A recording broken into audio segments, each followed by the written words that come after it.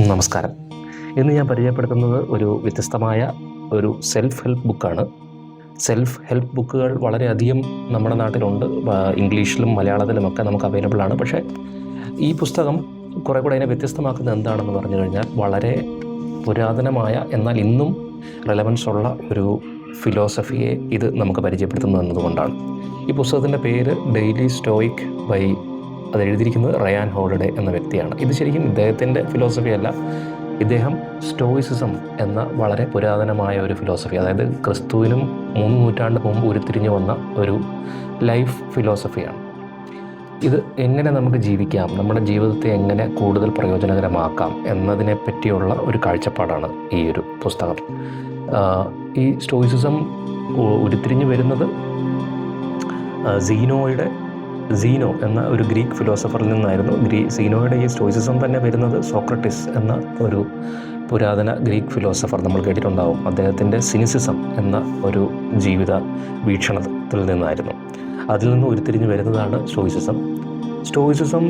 അതിനുശേഷം അത് കൂടുതൽ പ്രചാരത്തിലായത് മാർക്കസ് ഒറീലിയസ്, നമ്മൾ ഗ്ലാഡിയേറ്റർ എന്ന സിനിമയിലൊക്കെ നിങ്ങൾ കേട്ടിട്ടുണ്ടോ? മാർക്കസ് ഒറീലിയസ് എന്ന റോമൻ രാജാവ്, അദ്ദേഹത്തിൻ്റെ ആ ചക്രവർത്തിയും പിന്നീട് അവിടുത്തെ തന്നെ റോമിലെ തന്നെ ഫിലോസഫേഴ്സായിട്ടുള്ള എപ്പിക്റ്ററ്റസുമൊക്കെയാണ് ഇതിനെ കൂടുതൽ പ്രചാരത്തിൽ കൊണ്ടുവന്നത്. ഈ ഫിലോസഫിയുടെ പ്രധാനമായിട്ടുള്ള അതിൻ്റെ അടിത്തൂണുകൾ എന്ന് പറയുന്നത് ഒന്ന് ഉയർന്ന ജീവിത ചിന്തയാണ്. അതായത് highest virtue, life of highest virtue. അതായത് നമ്മുടെ ചിന്തകളെ എപ്പോഴും പ്യുവറായിട്ട് കീപ്പ് ചെയ്യുക, അനാവശ്യമായ കാര്യങ്ങളെപ്പറ്റി ചിന്തിച്ച് കളയാതെ വളരെ അതായത് ഡിസ്ട്രാക്ഷൻസിൽ നിന്നെല്ലാം മാറി വളരെ വെർച്വസ് ആയിട്ടുള്ള ഒരു ജീവിതം ജീവിക്കുക എന്നതാണ് ഒന്നാമത്തത്. അതുകൂടാതെ തന്നെയുള്ളതാണ് സെൽഫ് കൺട്രോൾ എന്ന് പറഞ്ഞാൽ സ്വയം നിയന്ത്രണം കൊണ്ടുവരുന്നത് എന്തിനാണ്? നമുക്ക് ചില കാര്യങ്ങളിൽ നിന്ന് നമ്മുടെ ഗോൾ എന്താണ്, നമ്മൾ എന്തിനെ പറ്റിയാണ് ലക്ഷ്യമെന്ന് വിചാരിക്കുന്നത്, ആ ലക്ഷ്യത്തിൽ നിന്ന് നമ്മളെ വ്യതിചലിക്കാതെ സഹായിക്കും ഒരു സെൽഫ് കൺട്രോൾ എന്ന് പറയുന്നത്. അനാവശ്യമായ കാര്യങ്ങൾക്ക് വേണ്ടി നമ്മുടെ സമയത്തെ, കാരണം നമ്മുടെ ജീവിതം എന്ന് പറയുന്നത് വളരെ വിലപ്പെട്ടതാണ്, വളരെ കുറച്ച് സമയം നമുക്ക് ഈ ലോകത്തുള്ളൂ. അപ്പോൾ ആ സമയത്തെ നമുക്ക് ആവശ്യമുള്ള കാര്യങ്ങൾക്ക് വേണ്ടി മാത്രം ആ സമയം മാറ്റിവെക്കുക. അതുകൂടാതെ നമുക്ക് നിയന്ത്രണ വിധേയമല്ലാത്ത കാര്യങ്ങളെപ്പറ്റി ചിന്തിച്ച് സമയം കളയാതിരിക്കുക.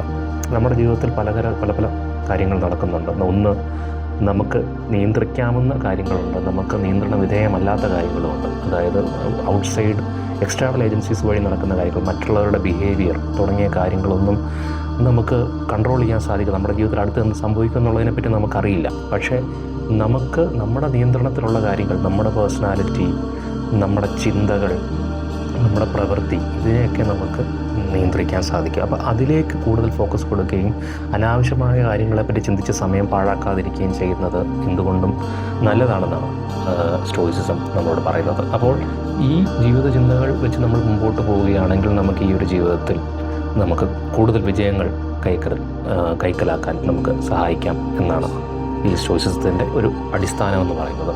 കാരണം നമ്മുടെ ഇന്നത്തെ ഒരു ജീവിത സാഹചര്യം നമ്മൾ വെച്ച് നോക്കുകയാണെങ്കിൽ നമ്മൾ വളരെയധികം പ്രഷറിലാണ് നമ്മൾ ജീവിക്കുന്നത്, പണ്ടത്തെ അപേക്ഷിച്ച്. കാരണം നമുക്ക് ഇന്നത്തെ കാലഘട്ടത്തിൽ നമ്മൾ വളരെയധികം കമ്പാരിസൺ നടക്കുന്നുണ്ട്. നമുക്ക് മറ്റുള്ളവരുമായിട്ടുള്ള പിയർ പ്രഷേഴ്സ് കൂടുതലാണ്. മറ്റുള്ളവർ, നമ്മുടെ കൂടെയുള്ള നമ്മുടെ സുഹൃത്തുക്കൾ, നമ്മുടെ കൂടെ ജോലി ചെയ്യുന്നവർ, അവരുടെയൊക്കെ ലൈഫും എല്ലാം നമ്മളിപ്പോൾ സോഷ്യൽ മീഡിയയിലൂടെ കണ്ടു അനുഭവിച്ചുകൊണ്ടിരിക്കുകയാണ്. അപ്പോൾ സ്വാഭാവികമായിട്ടും മറ്റുള്ളവരുമൊപ്പം എത്തി നിൽക്കാനായിട്ടുള്ള ഒരു പ്രഷർ നമ്മുടെ ഉള്ളിൽ ബിൽഡ് ചെയ്യുന്നുണ്ടാവും. അതിന് സാധിക്കാതെ വരുമ്പോഴാണ് നിരാശകളും ഭയങ്കരമായിട്ട് മനുഷ്യനെ ബാധിക്കാറുണ്ട്. അപ്പോൾ അതിനുവേണ്ടിയുള്ള തത്രപ്പാടുകൾ മുഴുകി ശരിക്കും നമുക്ക് എങ്ങനെയാണോ ജീവിക്കേണ്ടത് അത് നമ്മൾ മറന്നു പോവുകയാണ് ചെയ്യുന്നത്.